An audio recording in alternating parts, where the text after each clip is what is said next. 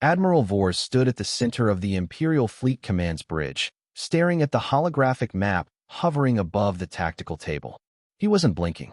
None of them were.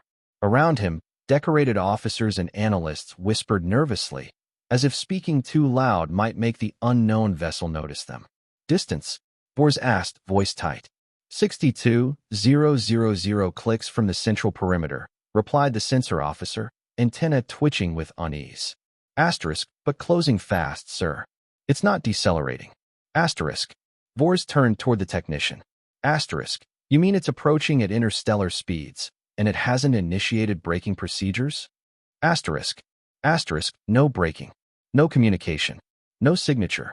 No origin marker. It just appeared. Asterisk. The Admiral's mouth dried up. That wasn't supposed to be possible. Every ship in the known galaxy had its signature encoded from launch. Asterisk Empire law required it star. Even pirates had enough sense to spoof signatures if they wanted to move unnoticed. But this ship wasn't spoofing anything. It was pure void, like the stars bent around its hull and refused to speak its name. Visual, he demanded. The screen flashed, and for a moment, silence swept the command center. The vessel was sleek, not in the ornamental, over-designed way of Imperial warships, but in the purposeful, terrifying simplicity of something built to do only one thing. Its hull was matte black, so dark it almost hurt to look at. It glided like it didn't obey normal physics, carving through subspace as if space itself parted out of respect or fear. "It's human," someone whispered.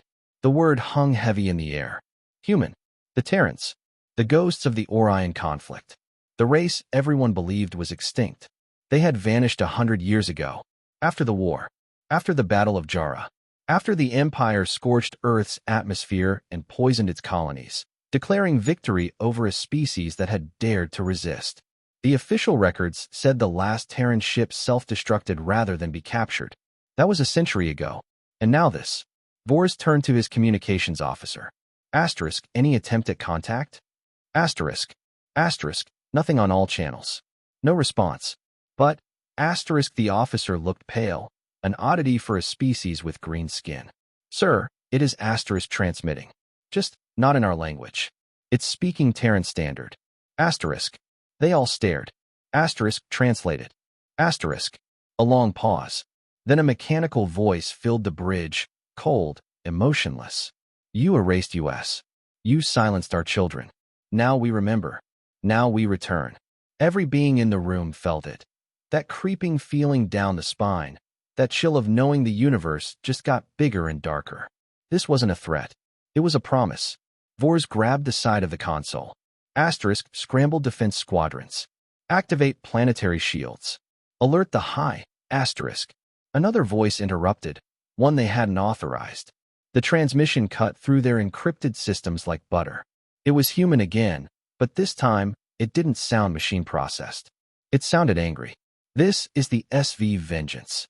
No further warnings. Stand down, or be dismantled." The communication ended.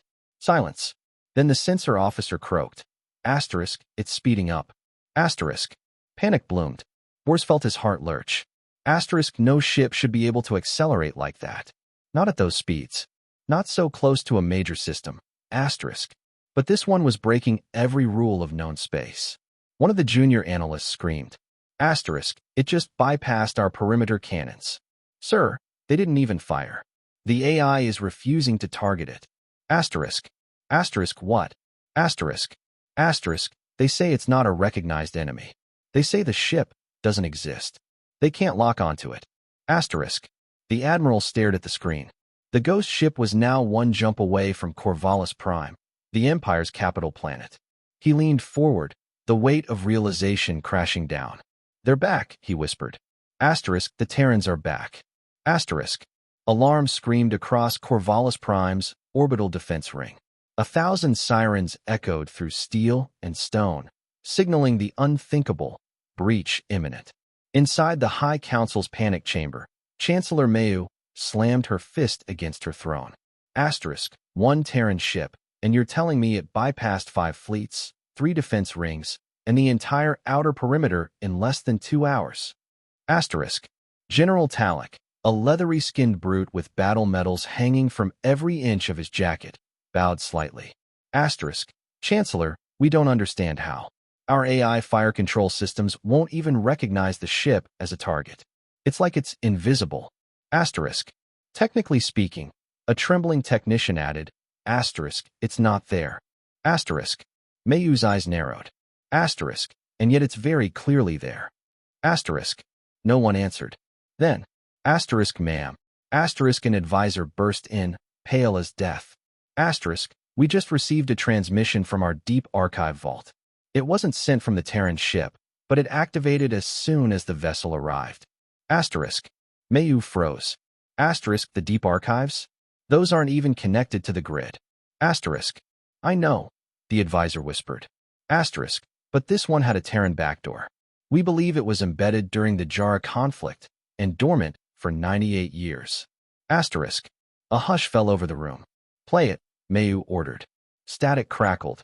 Then a deep, human voice filled the chamber. To the Empire, you taught us that mercy was weakness. You taught us that silence meant safety. You burned our skies, buried our cities. We are what you made us. A pause. Then, this message is for the one who pressed the button. Chancellor Mayu of the Val Ascendancy. We remember your face. Every head turned to Mayu. Her lips trembled. She had been a junior officer back then, the one who authorized the final radiance bomb on Earth's upper hemisphere. She told herself it was the only option, that the Terrans would have wiped them out if they hadn't struck first. I was following orders, she muttered. Talek looked at her. Asterisk, he doesn't care. Asterisk. Suddenly, core defense grid compromised. Sector 0 breached. Outer shields down. Unauthorized landing detected on upper spire deck. Talek barked. Asterisk what? How? Asterisk. Another officer burst in, panting. Asterisk, ma'am, something's on the planet. The Terran ship deployed something. A small object, it descended through the atmosphere, didn't trigger any alarms. Asterisk. Asterisk, where is it now? Asterisk. Asterisk, upper spire. It's walking. Asterisk. Asterisk, walking. Asterisk, Mayu echoed. Asterisk, it's not organic, Chancellor. It's a machine. Or a suit. Some kind of Terran drop unit, fully autonomous. It's slicing through Imperial Guard like nothing. Asterisk. They pulled up live footage. A black figure, humanoid, but 9 feet tall, its armor jagged and burned, moved with terrifying purpose. Everywhere it went, feeds cut out seconds after.